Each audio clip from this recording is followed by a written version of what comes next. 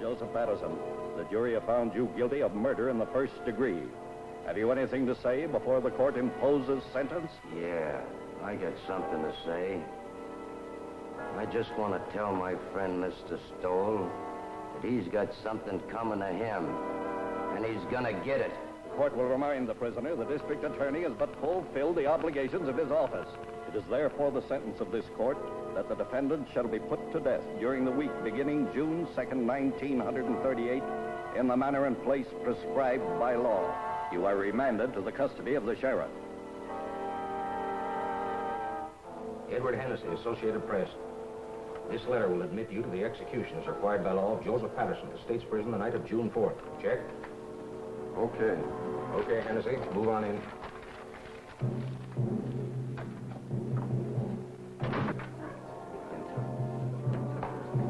Better save some of that till you come out. Well, boys, it looks like Patterson's going to get it all right. Yep, he gets it this time. DA sure killed the reprieve. Went to the governor himself. He's a tough hombre, all right, all right. Who? Patterson? No, Stoll, the district attorney. You said it. All right, boys. This way, please.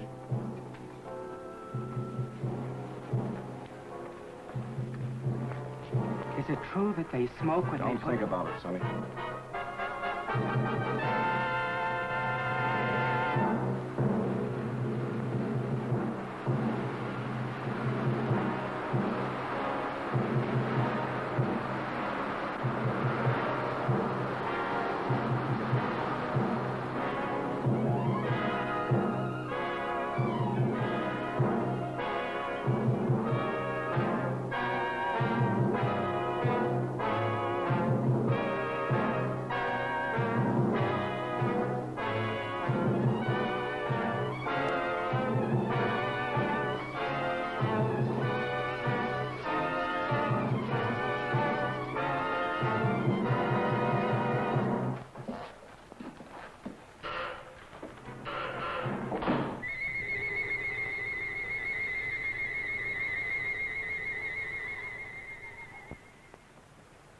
Well, that's that.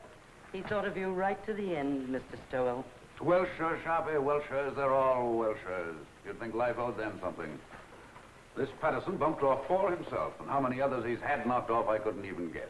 But when it comes time for him to pay off, look at the squawk he makes. Well, we can check off another on the old adding machine. 11 and 18 months.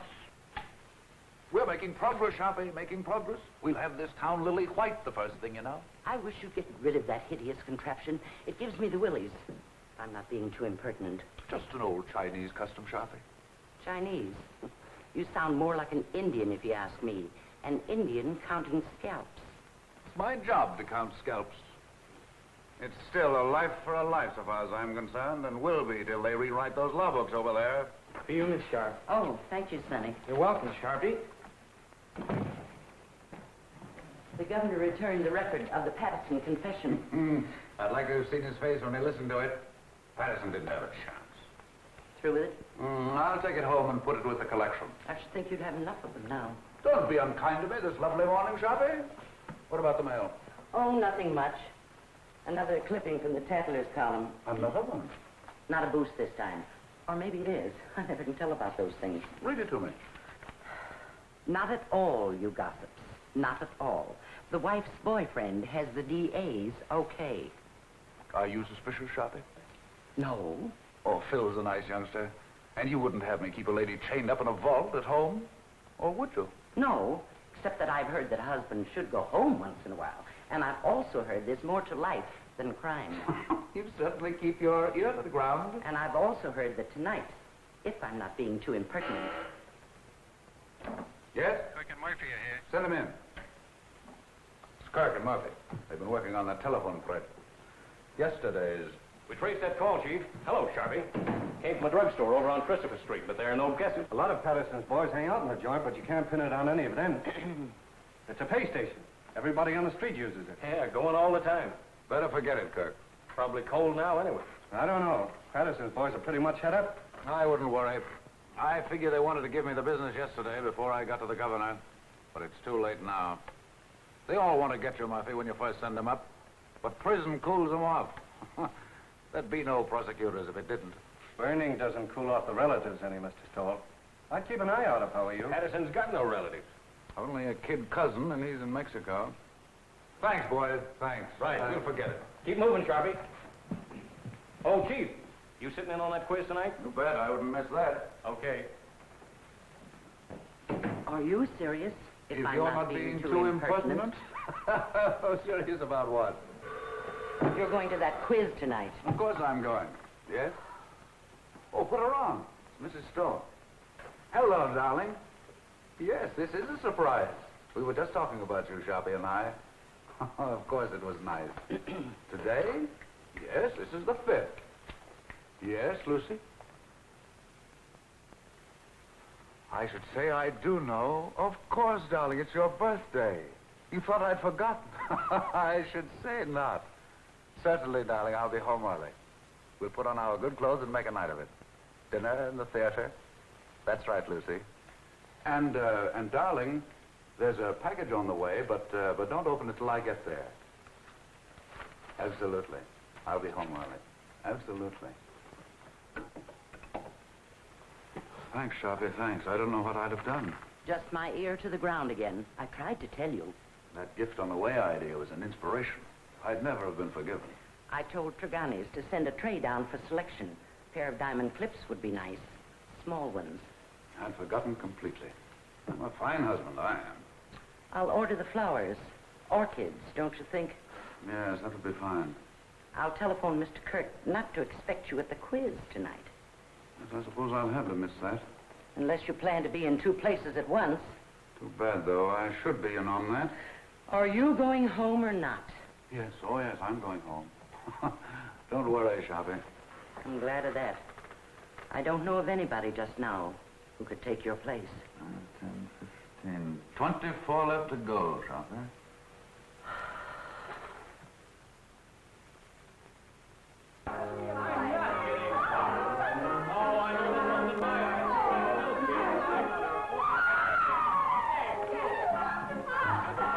You want a drink, Phil? Oh. Yes, I need one. Me too. I get worse every time I play. You couldn't. Don't let him kid you, Liz. Thank you, Creola. I didn't know, Miss Stowell, if you wanted the ice melted or not. Oh, no, Creola. I think it's better this way. Thank you, ma'am. I can't believe it. She's marvelous. She's my new maid, but you should taste her biscuits. They're wonderful. I'll taste a highball if it's all right for everybody. 2 fingers, please. Don't make it too weak. Hello, Mr. Stowell. Hello. Why, hello, Jim. Hello. Jim, you're Jim. early. Hello. Hello, Jim. How are you? Just in time for a drink. Happy birthday, darling. It is now. I didn't know, Lucy. Why'd you keep it a secret? All the old girls do, Elizabeth. Hiya, Phil. Fine, Jim, fine. Would you like a drink, darling? I'm ashamed of myself for getting. Me, a cousin, too. Thanks, darling. I'll fix my own. I almost forgot myself. And I'm a husband. Hello. New glasses? Well, the set's from Phil. Isn't it lovely? Birthday present? Oh, they're just replacements for the ones I break. So you remembered. Well, that was nice of you, Phil. Seems I saw something in the papers recently about Lucy and Phil, didn't I? Just a bit of scandal. I can't get away with a thing. I saw that. I wish it hadn't gotten the newspapers, though. Not that I care particularly, but you know, a man in my position... You're joking, aren't you? It was a triple date, Jim, and I didn't show up. The young things took pity on me. You don't think I'm serious? You don't think I suspect Lucy, do you? I didn't know what to think. You know, when you're talking to a district attorney. Well, I hope I'm not bringing my job home with me, Elizabeth. Monster though I'm supposed to be. Caesar's wife must be above suspicion. To Caesar's wife. Wait a minute, John. Do you know what happened to Caesar's wife? Something dreadful. He killed her. Deader than a doornail. Oh. Well, let's just drink to Lucy. Absolutely. Thank you, darling. Hey, Mr. Stowell. Yes, Creola. Telephone. Who is it, Creola? Who is it?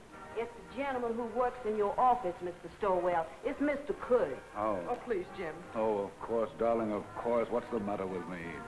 Tell Mr. Kirk I'm not in. And Creola, I'm into nobody from now on. Understand? Nobody. Yes, sir. I understand. You just ain't in. I still don't believe it. Sometimes I wonder if Jim is my husband or just district attorney. How goes it at the university, Phil? I'm on my last postgraduate course right now, political science. Do you know, after this, I'm afraid I'm going to have to go out and go to work? He hates to give up watching football practice. Come on, Einstein. We've got to go. I'm going to make him study tonight or bust. Let's bust. A great, big, beautiful bust all over town. What do you say? Oh, you ninny, come on. Thanks, Lucy, for the game and the drink. See you soon. Bye-bye. Happy Goodbye, birthday. kid. Thank you. Good-looking pair of kids. Nice, too. I wonder if they'll ever get married. Mr. Stowell, I told the gentleman you said you wasn't in, but he didn't believe me, Mr. Stowell. He says to tell you it was important, and to tell you that the cousin from Mexico was in town. But he didn't say what cousin, Mr. Stowell. That's all right, Crayola. Thank you. You're welcome. What does that mean, Jim? The cousin from Mexico? Nothing at all. Kirk shouldn't bother me here with details. Well, we'd better go along then. We'll have to hurry if we're going to dress. There's no place to hurry to when I'm with you. Oh, darling.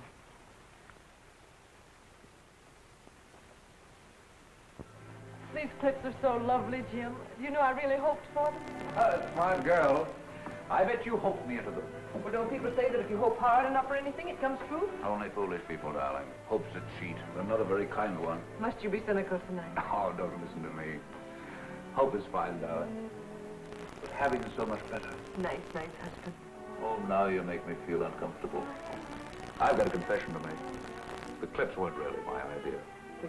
No, Sharpie thought of it. In fact, Sharpie thought of your birthday. Oh, Jim. Oh, it's the awful truth. I forgot. Well, I wouldn't let it bother me. Sometimes I wonder how you manage to remember as many things as you do. And you're the only thing in the world really worth remembering.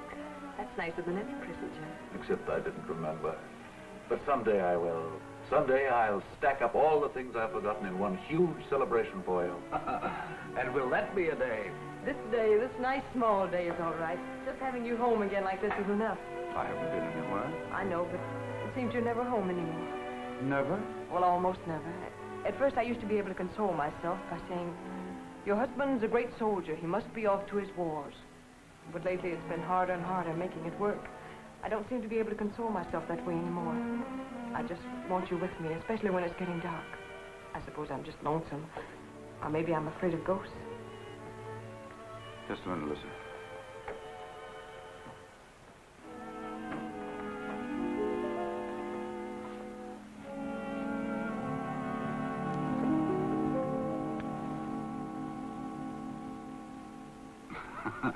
Just in case of ghosts.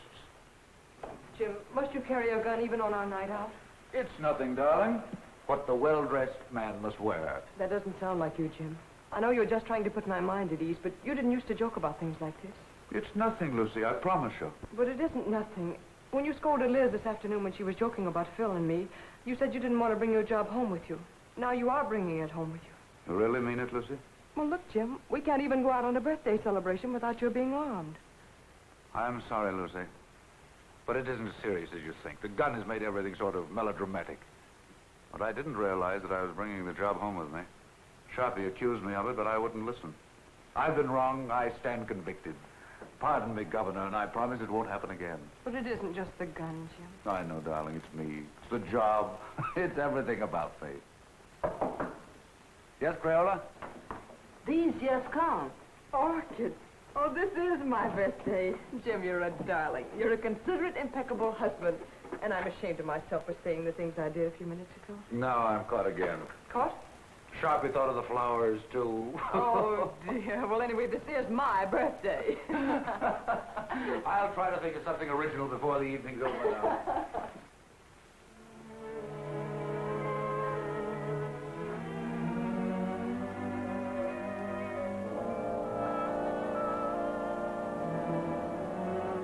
Nice evening, ma'am. Perfect, Jenks, perfect. Been some time, Jenks, since we've made an evening of it. But Mrs. Stowell with us it is, sir. Why, Jenks, you mean? Oh, no, ma'am, I didn't mean it.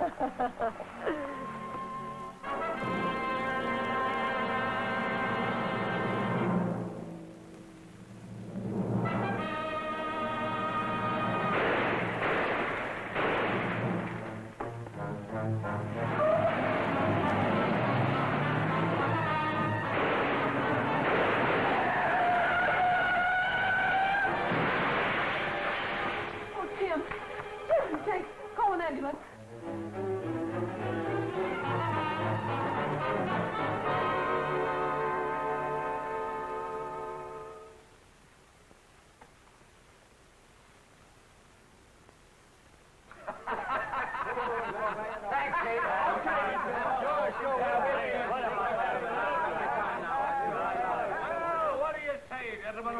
giving a dead man a break.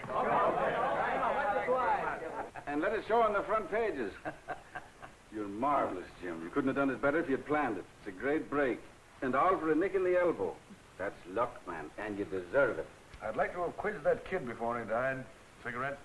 I never use them. No, Jim, it's better the way it happens. It's a closed book. We've had enough Patterson. I'd like to have had those newspaper boys in here last night when they were operating. You looked good and sick. The doc wouldn't stand for it. Oh, we'd have had a great break in the morning papers. Well, the afternoon papers are not to be sneezed at in this town. No, sir. If this were election year, we could snap you right into City Hall. Easy, just like that. Thanks, Dan. Thanks, nothing. I'm doing you no favors I'm not doing myself. Well, you've got this town by the ear, served by its long, hairy ear. You're a hero, that's what you are. Well, goodbye, Jim. I'll be in later with the papers. All right. See you later.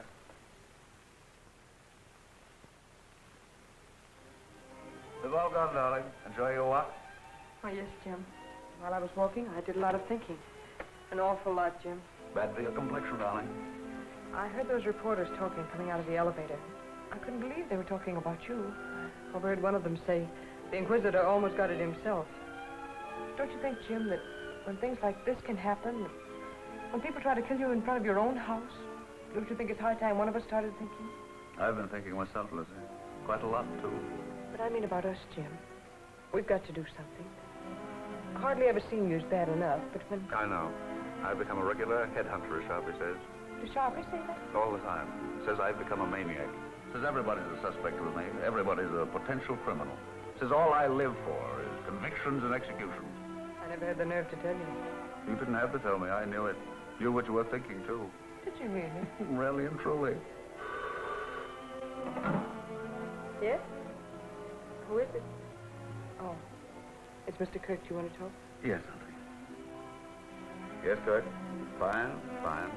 No, I'll tell you what to do. You handle the office yourself. That's right. No, it isn't that. I'm fine. Perfect. No, Mrs. Stoll and I are going away on a trip. 3 or 4 weeks. We haven't worked it out yet.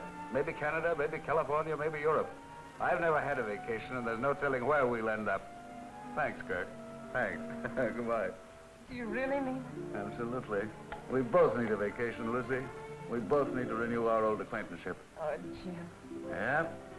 You know, that trip we've been saving up for our old age? Or the one we were going to take for a honeymoon and dinner? Or any of those trips we should have taken and never did. All right, darling? I can't believe it, Jim. I really can't. Will you start believing right now? Land of the Midnight Sun, Arabia, Blue Mediterranean, in old Quebec, Australia, the Riviera. Where would you like to go, Liz? Cairo looks pretty good to me. Why not 2 weeks of salmon fishing in Alaska? I think I'd like to go to Switzerland. Very aloof, Switzerland. It's so clean and quiet. Egypt's where I want to go. It's dark and mysterious. Oh, no. Egypt's got no sense of humor. I don't want anything dark. I want sunshine and snow and everything white and blue and glistening. Listen to me, will you? I'll be happy if we ever get anywhere. I still have to pinch myself to make sure I'm awake, and I'm very careful not to pinch too hard. I really can't believe it. I really can't believe it. A bracelet to match the lady's birthday clips. Your clips, Sharpie. How they've been gnawing at my conscience. I had to think of something myself, or I wouldn't have enjoyed a moment of the trip. So you're really going? I have to, Sharpie. I have to. I haven't been myself lately. I've been somebody else. You're not telling me anything. I've got so lately, I'm suspicious of everybody. Why, I'm suspicious of you, Sharpie. I'm even suspicious of myself. I third degree myself. I put myself on the stand. I find myself turning around quickly to see if I'm the man I think I am. What did you say to that, Sharpie? I'd say you weren't going away a moment too soon. Right, Sharpie. You're always right. So I'm going. The moment I go out of this office, I'm gone, you understand? And you don't know where to find me. Yes, Mr. Kirk. No, Mr. Kirk, he's not in the office. I see. A murder. But I'm not... I imagine it must be sensational. Of course. I know. Yes, Mr. Kirk, if you should come in, I'll have him call you immediately. Goodbye. And don't call me Sharpie. The sins you have on your soul, Sharpie. I'd run if I were you. I'm running. Thanks, Sharpie. Goodbye. Thanks. I didn't think you had that much sense. If If I'm you're not being too impertinent.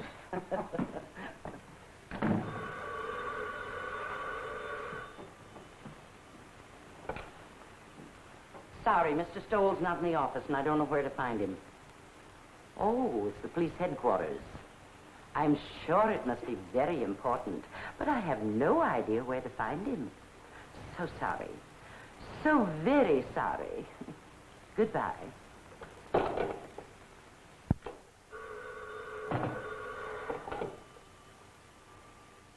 Sorry, he's not here, Captain.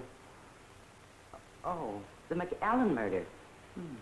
That is important. But I don't know where to reach him. You see, Mr. Stoll's gone away on a vacation. I'm so sorry. So very sorry. Goodbye.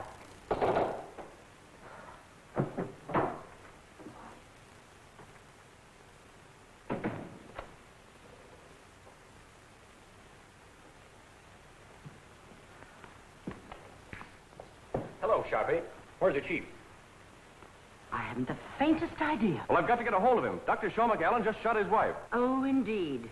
Scoop Kirk. Well, it's the biggest thing that's broken around here in years. You know him, Sharpie, the Pittsburgh McAllens. Millionaires. He teaches up at the university. I'm sorry, Mr. Kirk, but Mr. Stowell is away on a vacation. Well, he can't have gone very far. He was here half hour ago. I know, but he was moving mighty fast. Yes, Lieutenant, what can I do for you? I wondered if you had located Mr. Stowell yet. He's gone. Sharpie says he's gone on a vacation. Oh, that's too bad. They're bringing McAllen over here. I figured Jim would want to question him. He won't open his mouth. Well, I'll question him. What did you pick up, Fred? Oh, the same old story. He was crazy about her and found her with another man. You know, I remember something about her. Didn't his family kick him out when he married her? Without a cent.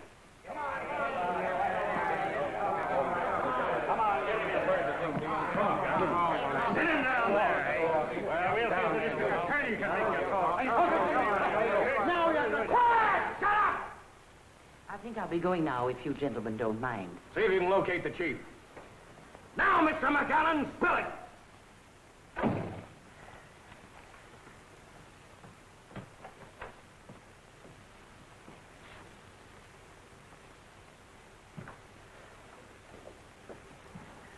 Lock up when they're all through, Pinky. And put the cat out. Okay, Sharpie.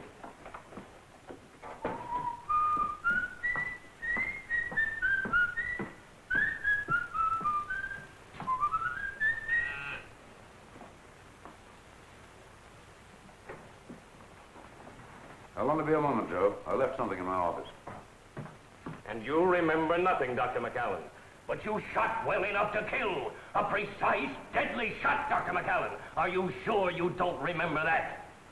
Your silence has no point, Dr. McAllen. When you shot to kill, when your gun spoke, you spoke. It's too late now for silence, Dr. McAllen. You're an educated man. You know men have been shooting faithless wives since time began. No, Mr. Kirk. Just a moment, if you please. Gentlemen, if you'll be kind enough, I'd like to be alone with Dr. McAllen for a moment. I can imagine the strain he's been under. Would you be kind enough to leave us alone for a moment? Okay, Chief. Thank you.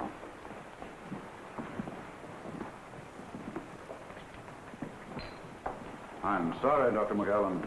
We've been so inconsiderate. Sometimes my men allow their ambitions to run away with them.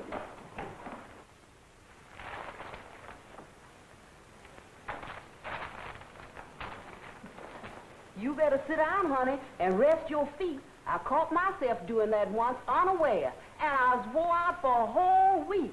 Now, that's bad. You may not never get over it. It'll do you good to get the whole thing off your chest.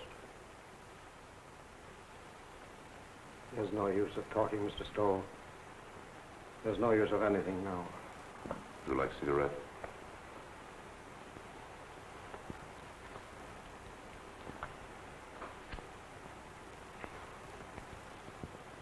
Drink? I have some very good brandy. I don't want you to talk if you don't feel like it. I just want you to know we're not monsters here. We're just human beings like yourself. They can do what they want with me.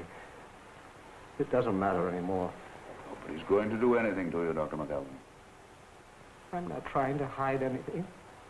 I shot my wife. I killed her. I Are you sure you wouldn't like a drink?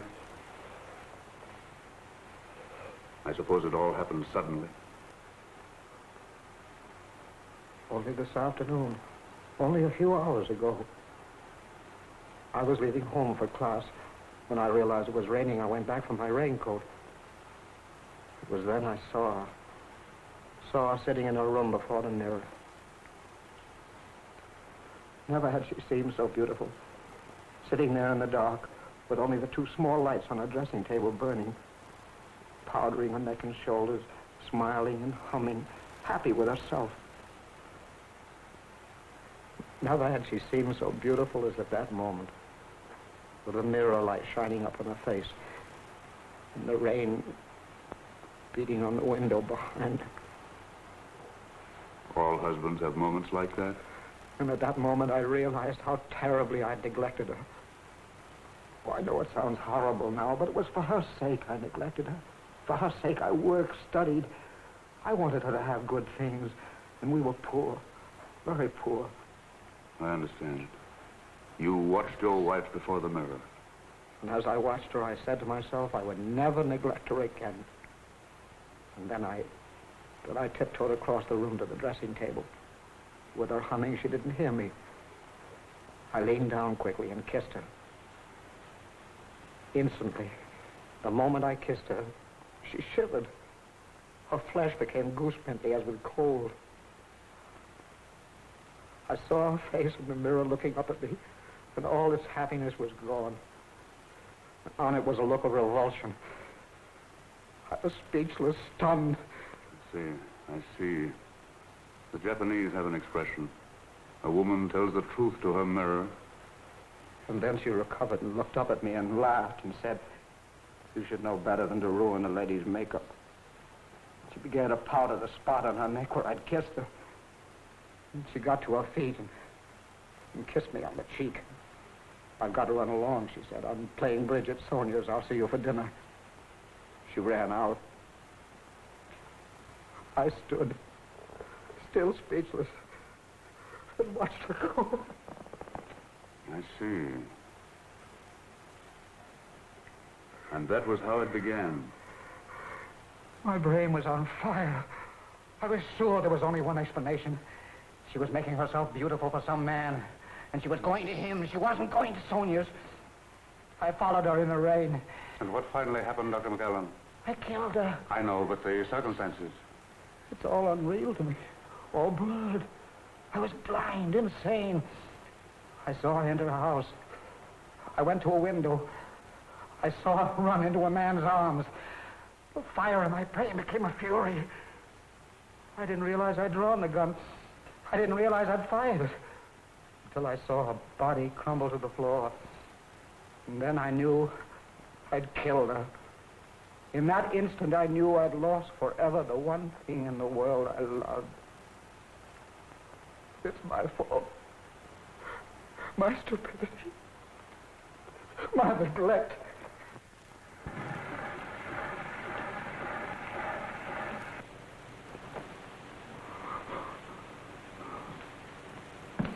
Kirk, better get him out of here. Well, looks as if you'll have to give him a lift. Come on, let's get going. Better have the doctor give him a shot or something. A sleep will do him good. Did you get it recorded? Yes, sir. Every word of it. It's right there. We've got a written transcription, too. It'll send him to the chair. Did you ever hear such a fairy tale in your life? The kiss before the mirror. I don't know, Chief. You know, that's the way things like that sometimes start. Oh, you should be smarter, Kirk. His emotional upset fooled you. Well, that was genuine enough. But the kiss before the mirror story, that's something else again.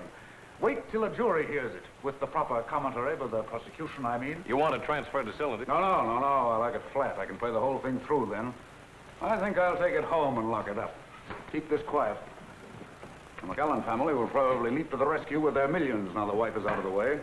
And by tomorrow, they'll have all the legal brains in the country lined up against us. They'll repudiate the confession. They'll repudiate it, all right. But if we don't mention it, they won't worry about it. That is, until we spring it. And I have an idea something can be made of it at the right time. It's going to be a battle. I won't say a word. Oh, you wanted this. Oh, that's something else. I forgot this earlier.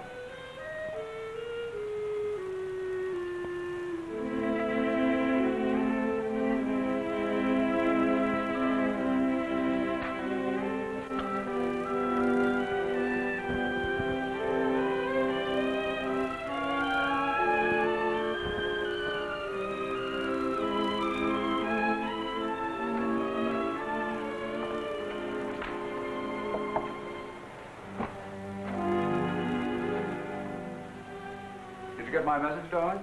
Yes, I got it, Jim. I'm sorry, terribly sorry, but I couldn't pass it up, Lucy. Yes, I imagine it'll be a sensational case. Another conviction. Oh, it isn't that. I'd be shirking my job if I went away now, believe me. That's funny. The kiss before the mirror. What's funny? Nothing. Nothing for your pretty ears. I was just reminded of a little story I heard today.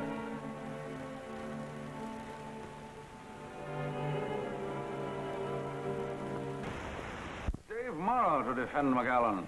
Famous criminal lawyer engages family rallies to professor's aid. So they've hired Dave Morrow. From McAllen, millions begin to talk. Believe me, they'll have to talk pretty loud. Boys down the street this noon are saying he'll buy his way out. I'd like to see someone try it.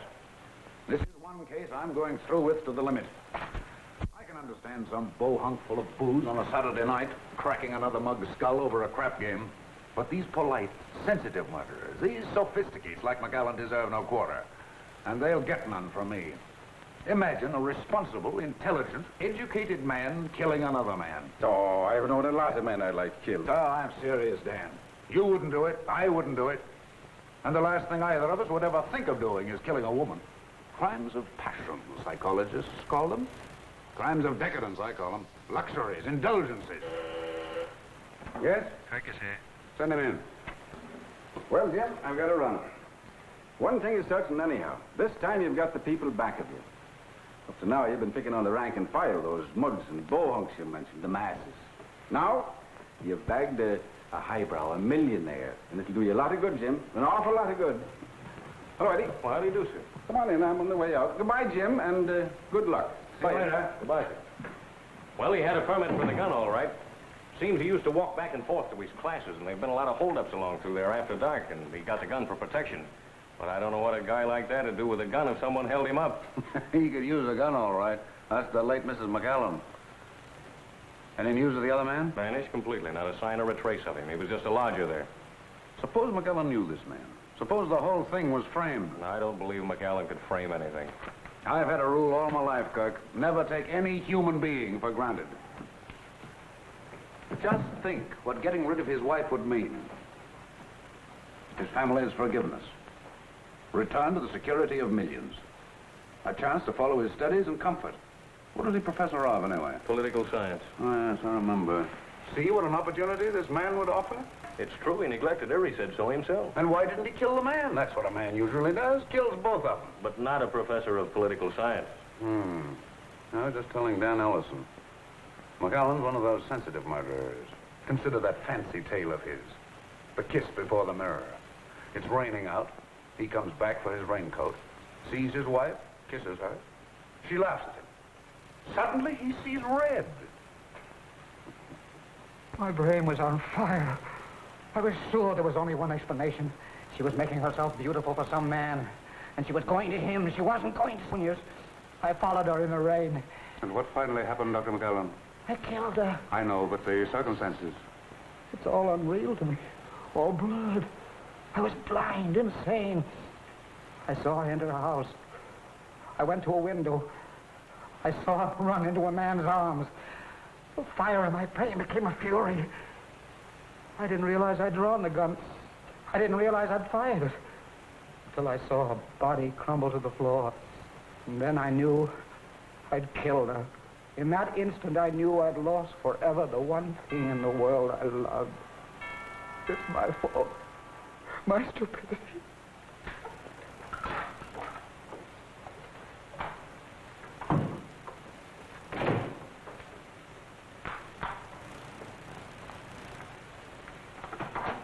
Oh, hello, Phil. Hello, Lucy. Say, what's the matter with you? You look as if you'd seen a ghost. A ghost? Well, maybe not a ghost, but a boogeyman anyway. Oh, no, I've just been sort of moping around. No fooling now. What's the matter? Nothing, just these early summer evenings, I suppose. I'm afraid I'm a little weepy every now and then, Phil. I'm also afraid I enjoy it. Well, in the first place, you shouldn't sit in the dark. And don't give me that sad business about these early summer evenings. Your trip's been called off. That's it, isn't it? That's it. Sit down, Phil. I know. It's a tough break all the way around. You know, Lucy, Dr. McAllen was my prof in political science at the university. He was a great little man. I imagine he was. He was like a child, so lovable and simple. Everybody at the university knew about his wife except him. I wonder how he came to find it out. Let's go out on the terrace. It's so close in here.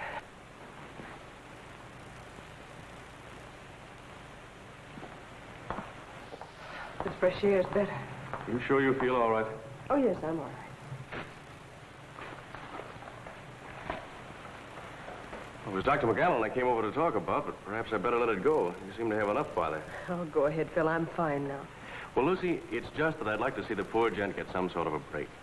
I guess there's no doubt he shot her, but, well, I thought if Jim knew what a terrible woman she was and what a sweet little man he is, it might help. He might be lenient anyway. And I thought if you could... If I could speak to Jim? Yes, Lucy, if you could, because I could never do it. It'd be a waste of time, Phil.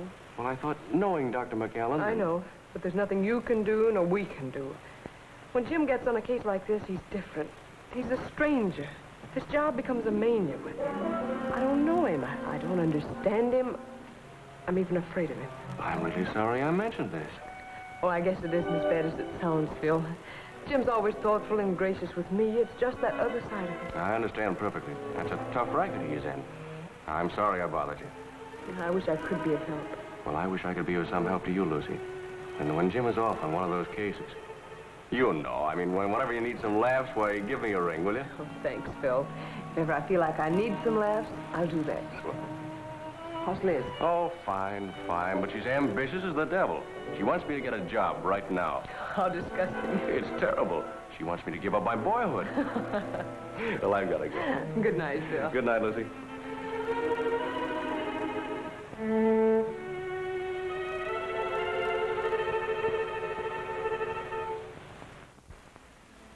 Oh, I didn't know you were here, Jim. How long have you been home? Just a few minutes.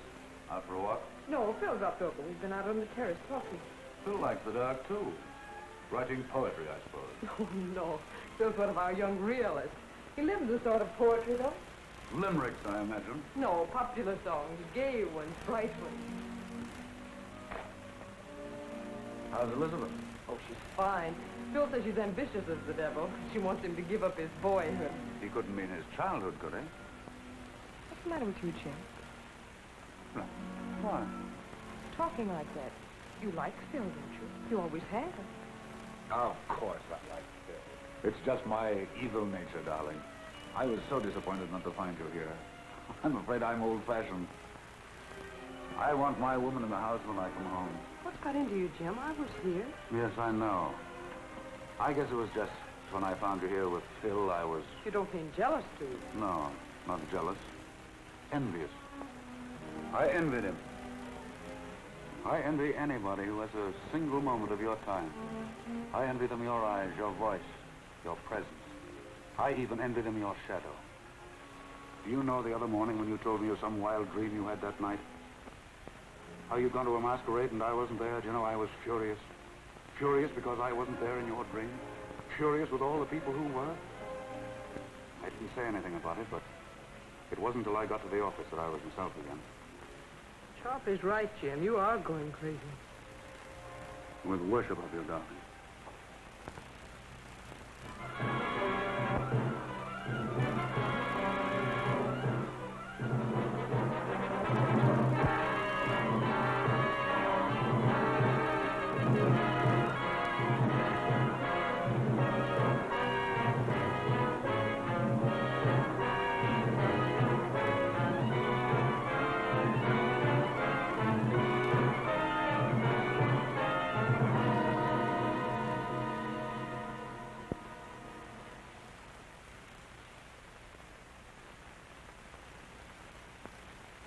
I'll bet they had some idea like that. More coffee? Like what?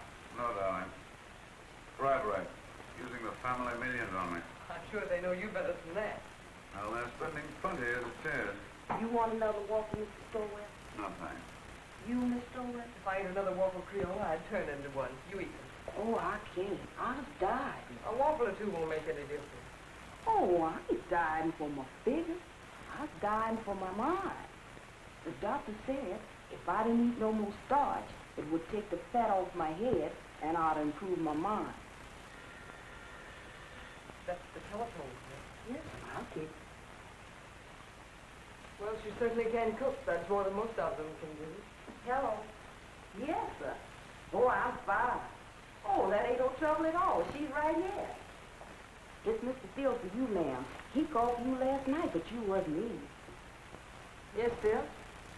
Oh, what you idiot. You didn't bother me at all. Yes? Oh, yes. Well, drop over later. I'll see you then. Bye-bye.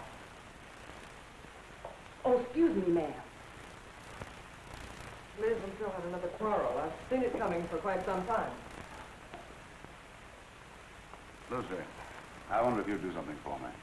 Oh, it's nothing, but it might be exaggerated into something.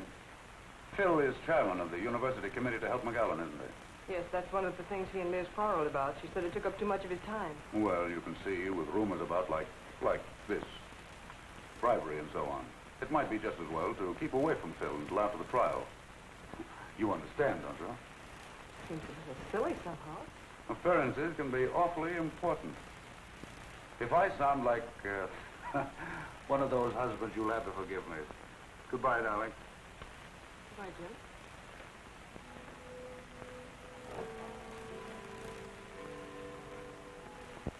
No, Dave, the job was premeditated, and I'm pretty sure I can prove it in court.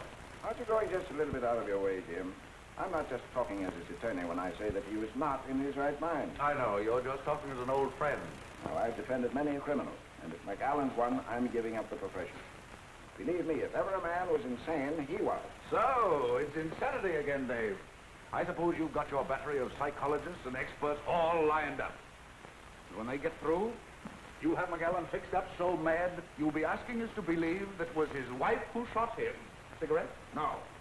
But I tell you, the man was really crazy. It's the only possible explanation. If you keep on, none of us will be responsible for anything. We'll do what we like. We'll steal, kill, anything.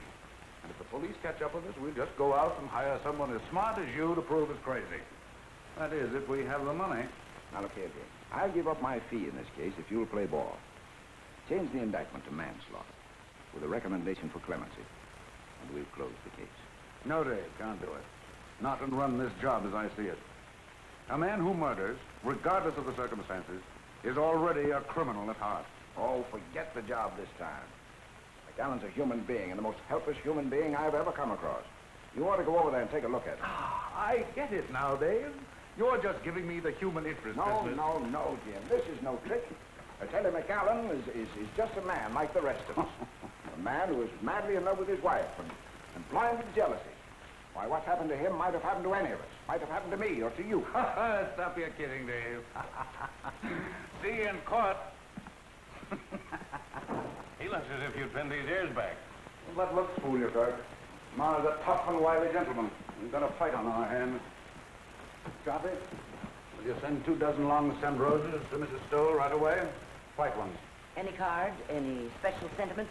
No, just for me. They're conference flowers. Are you sure 24 will be enough? 24 will be plenty. Yes, Kirk? Mara's going to be tough. But I'll send his psychologists and experts screaming back to Vienna when I get through with them. Wait till I spring that confession. A kiss before the mirror.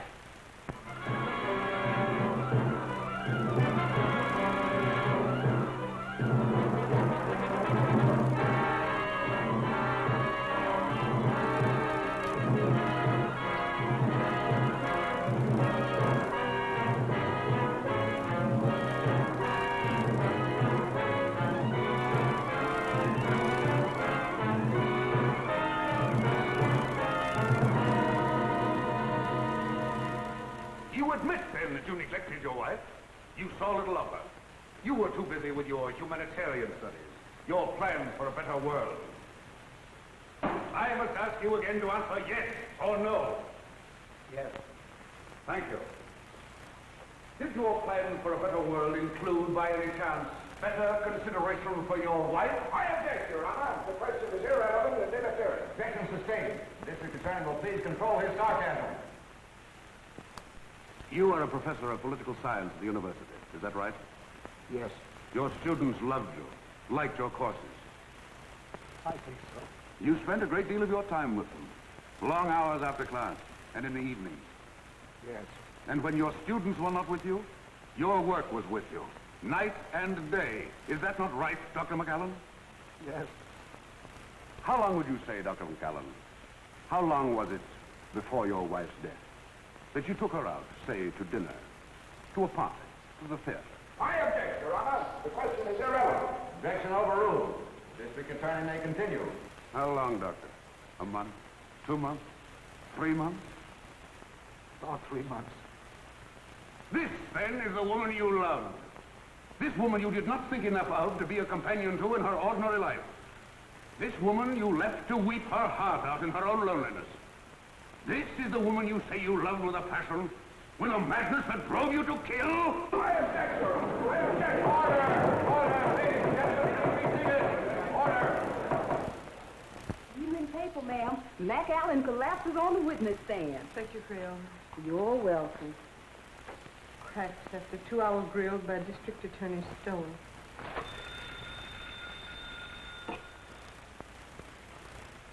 Hello.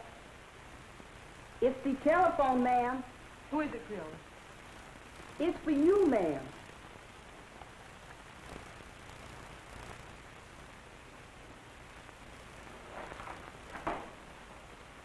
Yes? Oh, yes. Oh, yes, I'll be over as soon as I can.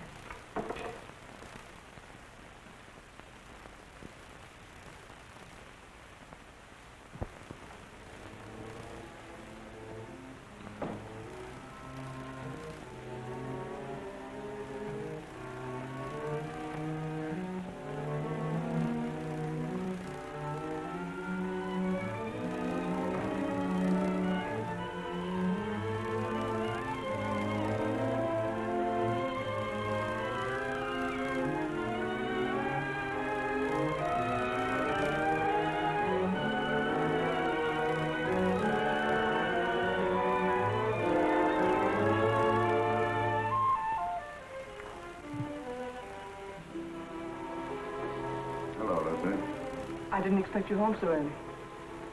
I've had one of those days. Yes, I know. I read it in the paper. Sort of a Roman holiday, wasn't it? You shouldn't read the papers, Lucy. They're not for your pretty eyes.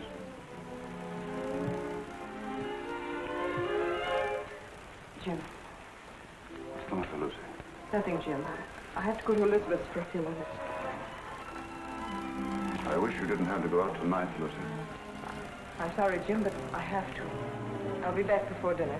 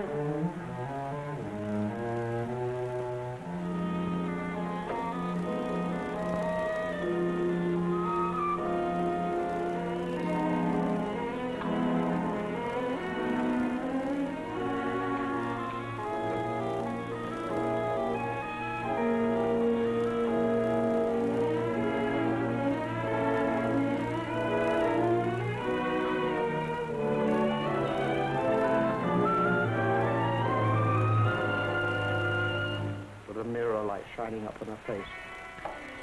I leaned down quickly and kissed her. Instantly, the moment I kissed her, she shivered. Her flesh became goose-pimply as with cold. I saw her face in the mirror looking up at me, and all its happiness was gone.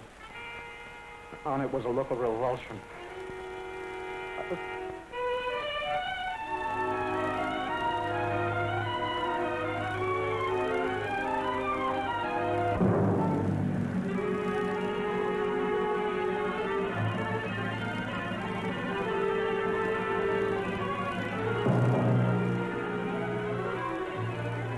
I'll wait.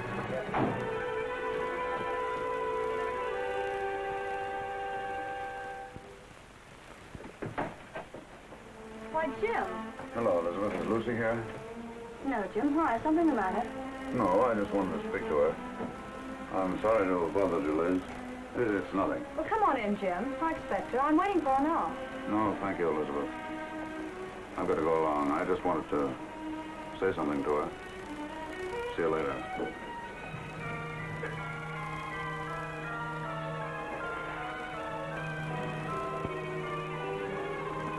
406 Maple Drive. Yes.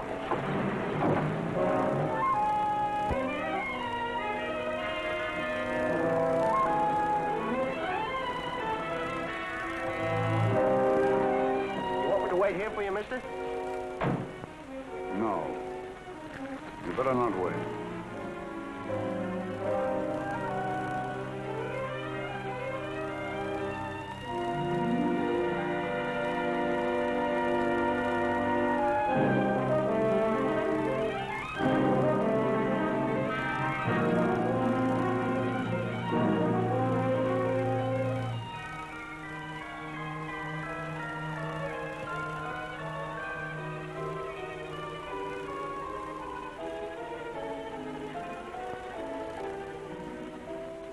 So beautiful for some man. She was going to him. She wasn't going to Sonia's. I followed her in the rain. It's all unreal to me. All blood.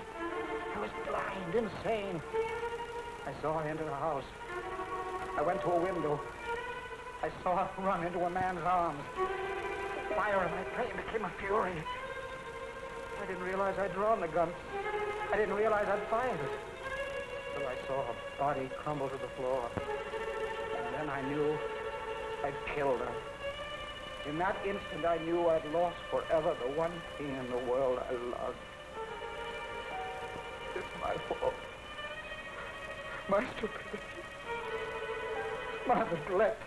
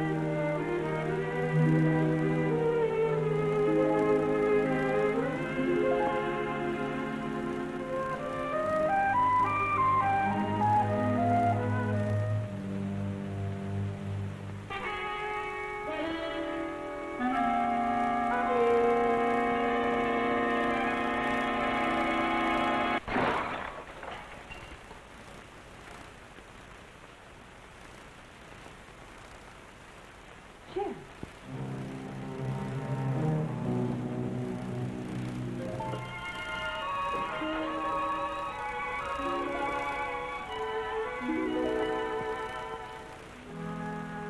It was a stupid record.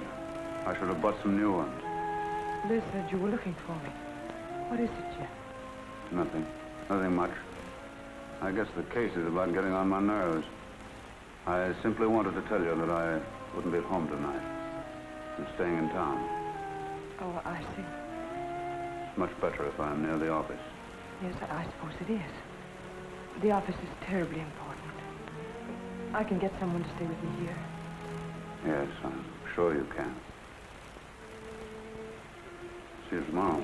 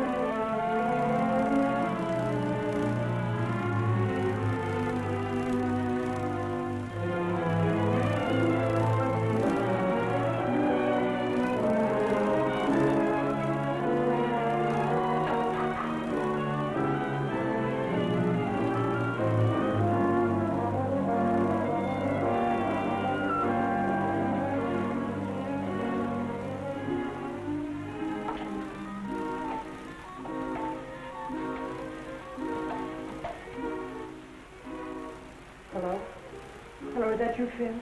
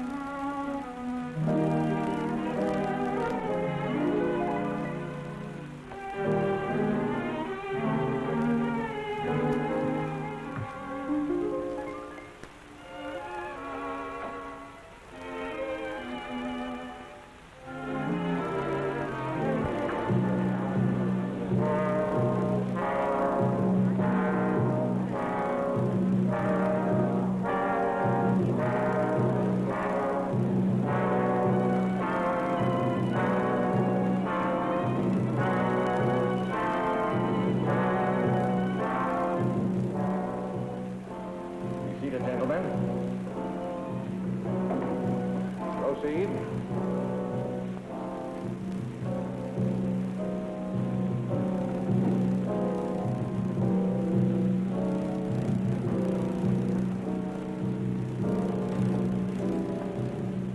Chief.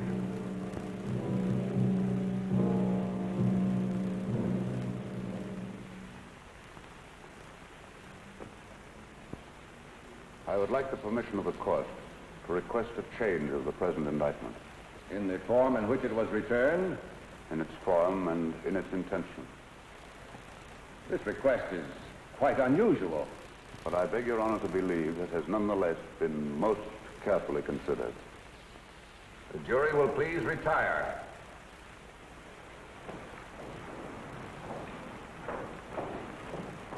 What's the matter with Stoll today? Can't figure it out, unless he's got a new act. He looks as if he's ill. I do hope nothing's happened to him. This is the only day I can come. Here's where he pulls something out of his sleeve. The state has come to the belief that the indictment of murder brought against the defendant in this case was not fairly and justly conceived. The attorney for the state has come to the belief that he acted without premeditation. If it please the court, the state recommends that this indictment of murder be amended to a charge of manslaughter.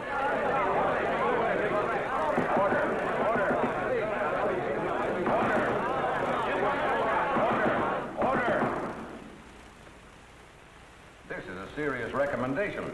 May the court ask what consideration led the attorney for the state so to change his conviction? An unusual consideration. Since the adjournment of court yesterday, he has had experience with a case that, to a great extent, parallels this. In fact, is extraordinarily similar to it. And his findings in that case have urged him to reconsider this.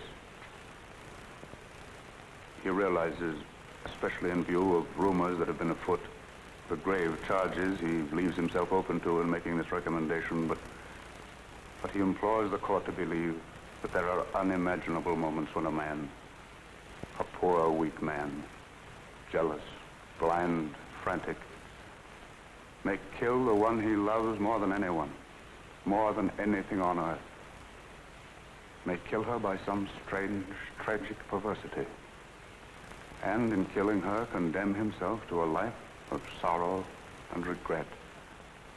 And that, not death, is his punishment. And believe him, Your Honor, it can be a terrible one.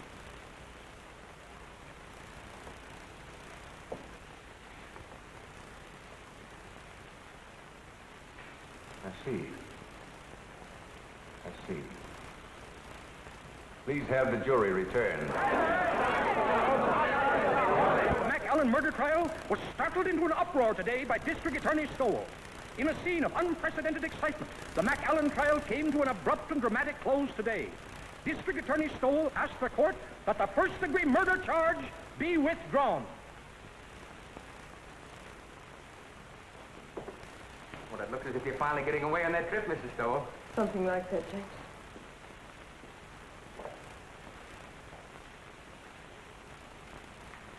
Miss Stoll! Miss Stowell? That's it, Creola. Mr. Stowell just let that McAllen man go. He let him go. Yes, something like that. You just come on in and listen, Miss Stowell. For the alleged rights players, surprise the spectators and the court by asking that the first-degree murder charge be dismissed. The jury, following Judge Forbes' instructions, immediately returned a verdict of manslaughter with a recommendation for clemency. The penalty calls for from 10 to 20 years. District Attorney Stoll has blankly refused all further discussion of the case. We will now continue with our regular program. I thought sure they was going to electrify him. Thank you, Creola. I learned a lot just sitting here on my day off, improving my mind.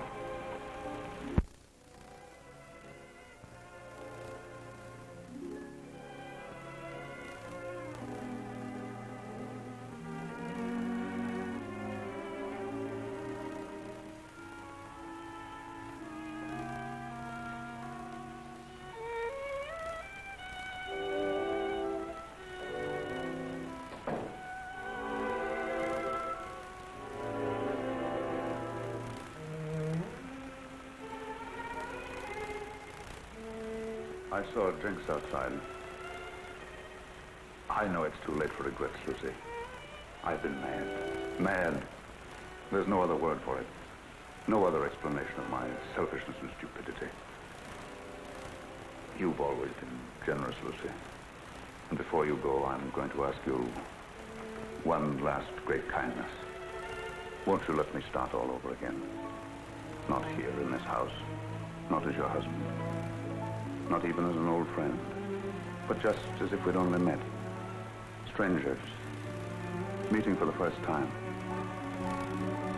Like that first snowy day in New Haven. And let me try to win you back.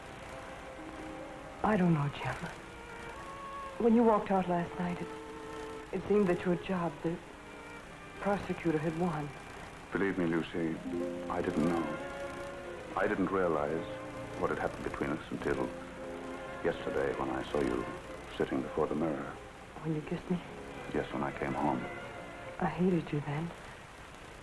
I just read your cross-examination of McAllen and how he collapsed on the witness stand. And you seemed to me more of an executioner than an attorney.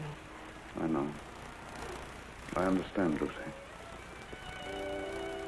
And afterwards, when you left the room, I realized the truth for the first time.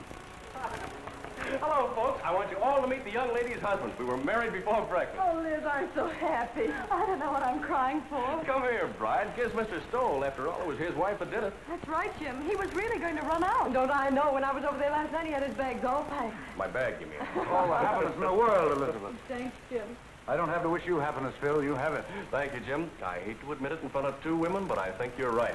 Thank you, sir. Oh, Jim, isn't there a bottle of wine on ice? Not now, Jim. Save it until we get back. Come on, Victor. We've got to run. On to Niagara Falls. To Niagara Falls? Phil insists. He wants to be different. We're going to drive up in the flivver, and I tie the tin can and ribbons out all by myself. And he's made one of those just married signs, too. Didn't I read somewhere about the bridge over the falls being done? Well, we can still send postcards.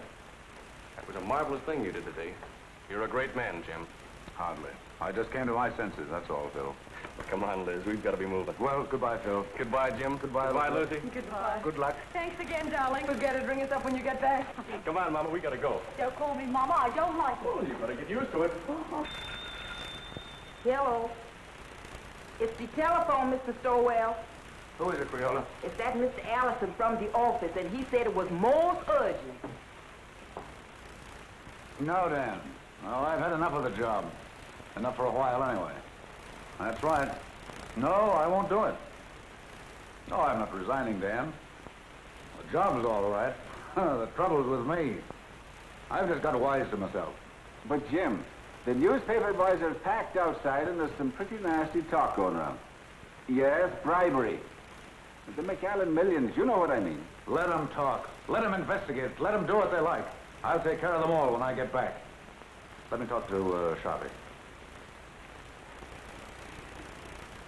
Yes, Mr. Stoll. With the greatest of pleasure.